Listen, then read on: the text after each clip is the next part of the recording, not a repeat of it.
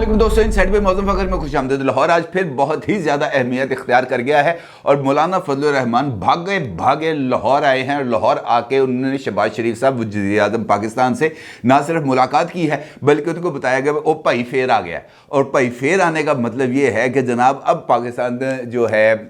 उसके अंदर कुछ बड़ी तब्दीली आने जा रही है, क्योंकि उस भाई के आने का मतलब यानी एक मरतबा फिर सियासी मंजरनामे पर एंट्री का मतलब सिर्फ और सिर्फ यही लिया जा सकता है कि अब किसी ना किसी के ऊपर को सख्त टाइम आने वाला है। और मौलाना फजलुर रहमान साहब की जो दौड़ लगी है इसका मतलब ये है कि मौलाना फजलुर रहमान साहब को या तो उस भाई की बात को मानना पड़ेगा और अपने मौक़िफ़ से पीछे हटना पड़ेगा, या उस भाई की बर्तरी को तस्लीम करते हुए मौलाना साहब को उसकी बात को भरम भी रखना पड़ेगा और उनकी बात को मानना पड़ेगा। और ये भाई कोई और नहीं बल्कि आसिफ अली जरदारी साहब हैं, जो एक मरतबा फिर सियासी मंजरनामे पर उभरते हुए ना सिर्फ नज़र आ रहे हैं बल्कि पाकिस्तान की पॉलिटिक्स का कंट्रोल हासिल करते हुए भी नज़र आ रहे हैं। और यही वजह है कि लाहौर आज फिर अहमियत इख्तियार कर चुका है। इसकी वजह यह नहीं है कि आसिफ अली जरदारी साहब लाहौर आ चुके हैं, इसकी वजह यह है कि लाहौर में आज दो मुख्तलिफ मुकामात पर दो मुख्तलिफ और दो बहुत इंपॉर्टेंट डिसीजन हो जा रहे हैं। एक ज़मान पार्क जहां पर इमरान खान साहब की ज़ेर सदारत होने वाले इजलास में कुछ इंपॉर्टेंट डिसीजंस लिए जाने हैं और उसके बाद इमरान खान साहब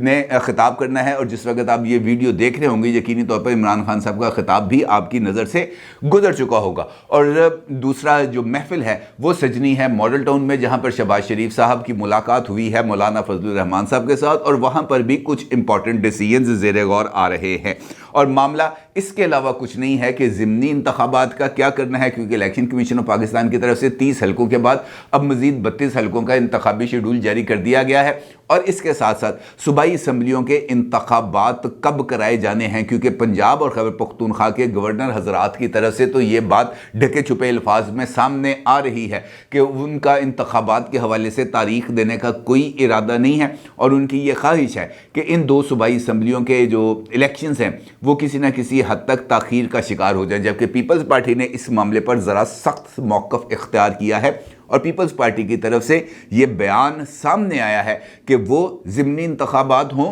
या सूबाई असम्बलियों के इंतखाबात, वो इन इंतखाबात के इल्तवा या ताख़ीर की किसी भी सूरत हमायत नहीं करेंगे, बल्कि अगर इन इंतखाबात में ताख़ीर की गई तो वो इसके ऊपर एहतजाज भी करेंगे।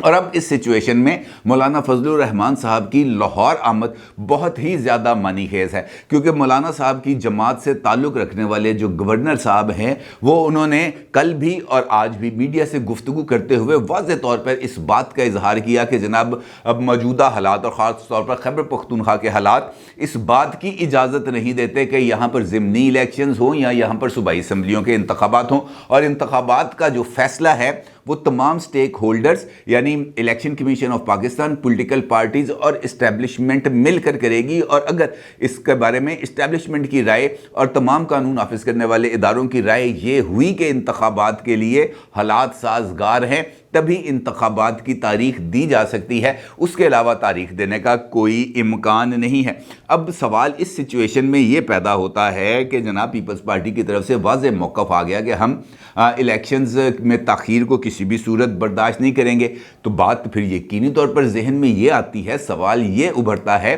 कि आखिर पाकिस्तान पीपल्स पार्टी सूबाई असम्बलियों के इंतखाबात का इनेकाद क्यों चाहती है, क्या वजूहात हैं इस बात की। इसके साथ साथ इस बारे में भी सवाल पैदा होता है कि जो आखिरी मुलाकात हुई थी शहबाज शरीफ साहब, मौलाना फजलुर रहमान और आसिफ अली जरदारी साहब की, और उसके बाद फिर मौलाना फजलुर रहमान साहब की आसिफ अली जरदारी साहब के साथ मुलाकात हुई, और उन मुलाकातों में आसिफ अली जरदारी साहब की तरफ से PDM की तरफ से जो ऐलान किया गया, यानी मौलाना फजलुर रहमान साहब की तरफ से जो ऐलान किया गया कि वो नेशनल असम्बली के जो बाई इलेक्शंस है वहाँ पर अपने उम्मीदवार मैदान में नहीं उतारेंगे। इस मौक़िफ़ की पाकिस्तान पीपल्स पार्टी के को चेयरमैन आसिफ अली जरदारी साहब ने मुखालफत की और उनका ये कहना था कि जनाब इंतखाबी मैदान को किसी भी सूरत खाली नहीं छोड़ा जा सकता। सवाल ये है कि क्या मौजूदा हालात में ज़िमनी इंतखाबात में के हवाले से आसिफ अली जरदारी साहब के मौक़िफ़ को पाकिस्तान वो जो PDM है वो इस वक्त कबूल करने के लिए तैयार है या नहीं। और फिर मौलाना फजलुर रहमान साहब के लाहौर आने की वजूहात क्या है, उनका मिशन लाहौर क्या है, और वो जो है शहबाज शरीफ साहब से किस मामले पर जो हिमायत है वो उनको दरकार है। क्योंकि इन्हीं 3-4 सवालों में ही हमारा जो पॉलिटिकल सिनेरियो है वो छुपा हुआ है। क्योंकि वो जो इमरान खान साहब हैं उनकी तो गेम अब बुरे तरीके से एक्सपोज हो गई है, इसके अंदर तो कोई दो राय नहीं। क्योंकि उनका बयानिया यके बाद दीगरे अब ख़त्म होता चला जा रहा है और लोग अब उनकी बात पर यकीन करने के लिए कुछ ख़ास हद तक आमादा नज़र नहीं आ रहे। ऑल्दो उनका अभी भी वोट बैंक और सपोर्ट बैंक मौजूद है। मैं ये नहीं कह रहा कि इमरान खान का वोट बैंक और सपोर्ट बैंक ख़त्म हो गया है। अलबत्ता फैसला कुन वो लोग जो जिन्हें हम कहते हैं अमूमी तौर पर फ्लोटिंग वोटर्स, वो जो हैं वो बहुत बुरे तरीके से मुतासर हुए हैं। और ख़ासतौर पर वो तमाम लोग जो इमरान खान साहब के हवाले से ये समझते थे कि ये मिस्टर क्लीन है। पै दर पै चीज़ें सामने आने के बाद, फॉरेन फंडिंग केस सामने आने के बाद, तोशाखाना रेफरेंस सामने आने के बाद, बैरिया टाउन वाले मामलात सामने आने के बाद, उसके बाद बुशरा बीबी के हवाले से मुख्तलिफ ऑडियोज़, वीडियोज़ और स्कैंडल्स सामने आने के बाद वो मिस्टर क्लीन का इमेज उन फ्लोटिंग वोटर्स के ऊपर बहुत ही बुरे तरीके से उसने उसको मुतासर किया है। और ये वजह है कि हमें इमरान खान साहब के पॉपुलैरिटी ग्राफ के अंदर कुछ कमी नज़र आ रही है। लेकिन वो अभी भी चैलेंजिंग ज़रूर हैं, उनके चैलेंज को नज़रअंदाज नहीं किया जा सकता। लेकिन मौजूदा हालात में जहाँ पर IMF ने वो कहते हैं ना गर्दन तक गोड्डा रखा है हुकूमत के, इस सिचुएशन के अंदर हुकूमत इनफैक्ट एक ऐसी पोजीशन में आ चुकी है जहाँ से वो इस बात का फैसला नहीं कर पा रही कि अब IMF के साथ जो इस वक्त मुज़ाकरात जारी हैं इस्लामाबाद में, जिसके नतीजे में पाकिस्तान के अवाम पर महंगाई के बेतहाशा बम फूटने वाले हैं, इन बमों के फूटने के बाद क्या हुकूमत किस मुंह के साथ जाएगी लोगों के पास कि जनाब आप हमें वोट दें, हमने आपकी ज़िंदगियों में और ज़्यादा मुश्किलात पैदा की हैं, और वो किस तरीके से इन जिम्मेदारियों से अपने आप को जो है वो अलग करेगी, ये कहते हुए कि जनाब ये काम हमारा कसूर नहीं है, इसमें ये जो कुछ किया जा रहा है इमरान खान साहब का है, और उसके लिए उन्हें कोई ना कोई ठोस जवाब तलाश करने होंगे, इसके बगैर उनका बचाव मुमकिन नहीं है। अब अगर हुक्मरान इत्तेहाद के अंदर मेन प्लेयर्स इस एक नुक्ते पर मुत्तफिक नहीं हो रहे, तो इसका मतलब यह है कि हुक्मरान इत्तेहाद में इस एक मौजू को लेकर किसी न किसी लेवल के ऊपर कुछ ना कुछ जो इख्तलाफ है या जो इख्तलाफ राय है वो मौजूद है, और उस इख्तलाफ राय को एड्रेस करना बहुत ज़्यादा ज़रूरी है। और ये बात तो सबको मालूम है कि पाकिस्तान पीपल्स पार्टी किसी भी सूरत में, किसी भी हालात में इंतखाबी मैदान को खाली करने के लिए तैयार नहीं होती। और वो उस हवाले में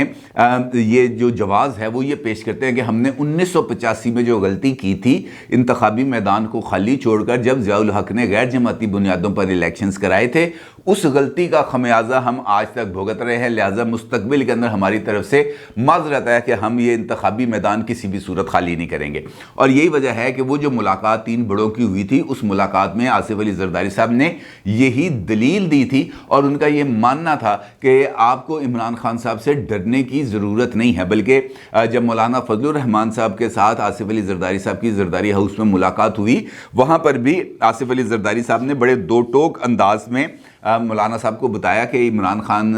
का हवा आप उसको अपने ज़हन पर सवार ना करें, ये वही इमरान खान है जिसको अपना बजट मंजूर करने के लिए भी जनरल फैज़ हमीद की ज़रूरत होती थी। ये वही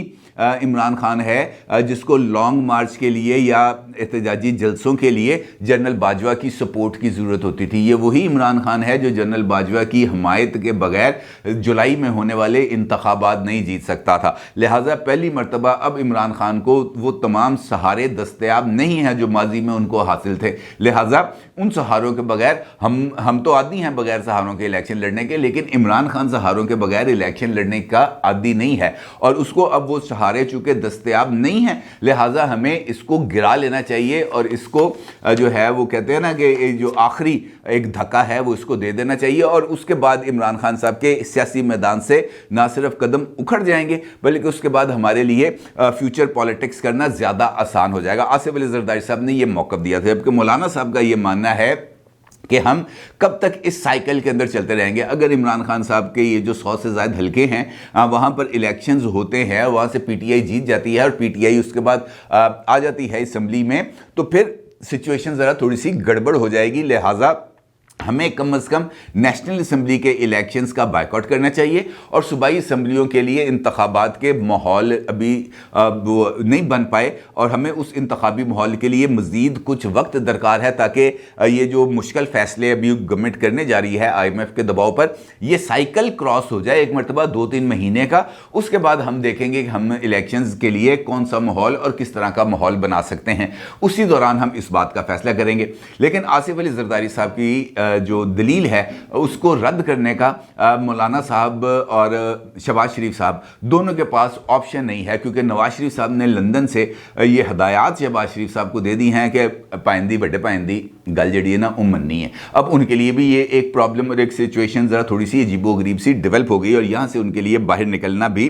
थोड़ा सा मुश्किल हो गया। लिहाजा मौलाना साहब भागे भागे आए हैं लाहौर और यहाँ पर उनकी मुलाकात हुई है शहबाज शरीफ साहब से और उसके अंदर यही 2 नकात ज़ेर गौर आए हैं। इसके ऊपर जो शहबाज शरीफ साहब हैं उन्होंने इस बात की तो तस्दीक की है, इस बात की तो मौलाना की तायद की है कि वाक़तन इस सिचुएशन के अंदर अगर हम इंतखाबी मैदान में उतरेंगे, जब हम IMF के कहने पर पाकिस्तान के अवाम के ऊपर महंगाई बम फोड़ने जा रहे हैं, 100 अरब रुपए के नए टैक्सेस लगाने जा रहे हैं, बिजली महंगी करने जा रहे हैं, पेट्रोल के ऊपर GST 17% लगाने जा रहे हैं, पेट्रोलियम डेवलपमेंट लेवी को डीजल के ऊपर 50 रुपए करने जा रहे हैं और इसके साथ साथ मुख्तलिफ अशिया जो है उनको महंगा करने जा रहे हैं, उनके ऊपर टैक्सेस लगाने जा रहे हैं। तो ये वो टाइम है जहां पर हम अगर इलेक्शन में गए तो सांते अगले ने तो देना। तो इस सिचुएशन से हमें बचना है, लिहाजा इसके लिए कोई ना कोई रास्ता हमें तलाश करना चाहिए। ऑल्दो जो नेशनल असम्बली का जहाँ तक ज़िमनी इंतखाबात के मामले हैं उसके ऊपर मौलाना साहब को आसिफ अली जरदारी साहब की तजवीज़ के ऊपर गौर करना चाहिए और उन्होंने कहा कि जनाब PDM अगर इसके ऊपर थोड़ा सा यूटर्न ले लेती है, क्योंकि पहले का माहौल मुख्तलिफ था, क्योंकि पहले इमरान खान साहब की तरफ से इन तमाम हलकों में इलेक्शन लड़ने का फैसला किया गया था और उस मौके पर इलेक्शन का बाइकआउट करना फ़ायदेमंद इस वजह से साबित हो सकता था कि इमरान खान ने जीत के इन तमाम के तमाम हलकों से नेशनल असम्बली में नहीं आना था और वो हलकों ने खाली ही रहना था, उन हलकों की रिप्रेजेंटेशन नेशनल असम्बली में नहीं होनी थी। अब चूंकि इमरान खान साहब ने इस बात का फैसला कर लिया है कि उन्होंने ये जो इलेक्शंस बाय इलेक्शंस होने जा रहे हैं इसके अंदर उन्होंने हिस्सा नहीं लेना, तो इसका मतलब ये है कि अब हमारे लिए लेवल प्लेइंग फील्ड मौजूद है और PTI के कैंडिडेट्स को हम हल्के की सियासत करते हुए टफ टाइम दे सकते हैं, उनको गिरा भी सकते हैं और कुछ हुकूमती जो असर व रसूख है उसको भी इस्तेमाल किया जा सकता है। लिहाजा बाई इलेक्शंस के लिए आसिफ अली जरदारी साहब की तजवीज़ को तस्लीम कर लेना चाहिए और इस तजवीज़ को तस्लीम करने में हमारे लिए कुछ बेहतरी के इम्कानात पाए जाते हैं, क्योंकि उसके नतीजे में नेशनल असम्बली के अंदर हमारी रिप्रेजेंटेशन बढ़ने का इम्कान है और अगर PTI भी जीत के आ जाती है तो इसका मतलब ये होगा कि वो उन्होंने भी अपने मौक़िफ़ से यूटर्न लिया है और उसके बाद हम ये जो एक लफ्ज़ी जंग है ये हम उनके साथ छेड़ सकते हैं और वहाँ पर उनको टफ टाइम दिया जा सकता है। अलबत्ता ये जो नई सिचुएशन है आसिफ अली जरदारी साहब की एक मरतबा फिर एंट्री के बाद इसने एक चीज़ को बहुत ही ज़्यादा साबित कर दिया है कि इंतखाबी सियासत के हवाले से आसिफ अली जरदारी साहब का जो मौक़िफ़ है उसके अंदर वज़न है। देखें, हुकूमती मजबूरियां अपनी जगह पर, IMF की मजबूरियां अपनी जगह पर, मईशत की मजबूरियां अपनी जगह पर, लेकिन जो ड्यू प्रोसेस है कानून का, आइन का, इलेक्टोरल पॉलिटिक्स का, इलेक्शंस का, उस प्रोसेस से आपको पीछे नहीं हटना चाहिए। आपको कोई भी मैदान बेशक हार जाए, हारने से कोई क़यामत नहीं आएगी, कोई आसमान नहीं गिरेगा। ये वही हलके हैं जो 2018 में पाकिस्तान तहरीके इंसाफ ने जीते थे। अब अगर इन्हीं हलकों में वो दोबारा भी जीत जाएंगे तो कोई क़यामत नहीं आएगी, कोई क़यामत नहीं आएगी, क्योंकि आपके पास तो ऑलरेडी ये कि जनाब है ना दे हल्के सनाए जित के। लेकिन अगर आप वहाँ से को 5, 7, 10 सीटें उनकी जीती हुई निकाल लेते हैं तो ये आपकी ज़्यादा कामयाबी होगी, क्योंकि उसके बाद आप ये कह सकेंगे कि इमरान खान की पॉपुलैरिटी का ग्राफ नीचे आया है। वो हल्के जो PTI जीत रही थी वहाँ से वो इलेक्शंस हार गई है और इसके नतीजे में इमरान खान साहब की जो पॉलिटिक्स है उसको बहुत ज़्यादा ज़ख्म पहुँचेगी। इसका मतलब ये है कि आसिफ अली जरदारी साहब का जो सियासी तज्जिया है वो मौलाना साहब के हवाले से ज़रा थोड़ा सा बेहतर है। अब मौलाना साहब के लिए इशू ये है कि मौलाना साहब ने पहले ही ऐलान कर दिया बगैर किसी से पूछे हुए, बगैर किसी मुशावरत से, कि जनाब हम इसका बाइकआउट करेंगे। अभी चूंकि किसी भी पीडीएम के अंदर जो जमातें थी, मैंगल साहब हैं, शेरपाव साहब है, नून लीग है, दीगर जमातें हैं, उनमें से किसी के साथ चूंकि राब्ता ही नहीं हुआ, किसी के साथ बातचीत ही नहीं हुई, मौलाना साहब की तरफ से यकतरफा तौर पर ऐलान कर दिया गया, तो फिर बाकी जमातों की तरफ से सवाल ये उठा कि जनाब हमारी राय की अगर कोई अहमियत नहीं है तो फिर असी घर चले जाने हैं, फिर हमें क्या ज़रूरत है कि हम खामखा जो है बोझ उठाए हुकूमत का और हुकूमती कारकर्दगी का। और इसी वजह से जो दबाव है वो मौलाना साहब के ऊपर आ रहा है, और मौलाना साहब उसी दबाव को शेयर करने के लिए कुछ जो कोई हिकमत अमली है वो ड्रॉ करना चाहते हैं। और एक तजवीज़ ऑलरेडी पहले भी मौजूद थी कि हुक्मरान इत्तेहाद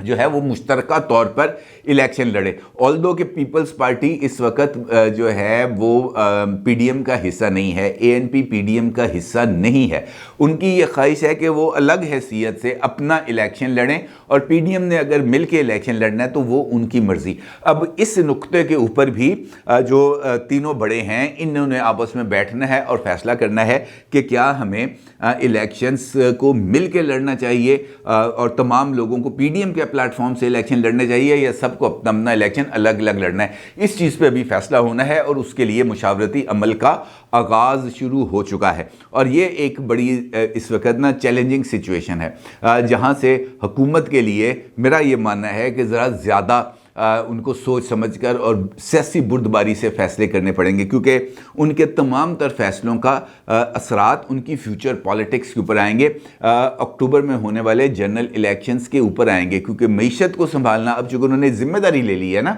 तो अगर अब जिम्मेदारी ली है तो आप इस जिम्मेदारी से पीछे नहीं हट सकते। और ख़ास तौर पर उस मौके पर जब IMF ने जो है वो बहुत दबाव बढ़ाया हुआ है हुकूमत के लिए इलेक्शन में जाना या हुकूमत के लिए इलेक्शन से पीछे हटना, दोनों ही एक ऐसे फैसले हैं जिनके बहुत ही ज़्यादा मुस्मरात हैं। अपनी राय का ज़रूर इजहार कीजिएगा। आपका बहुत शुक्रिया। अल्लाह हाफिज़।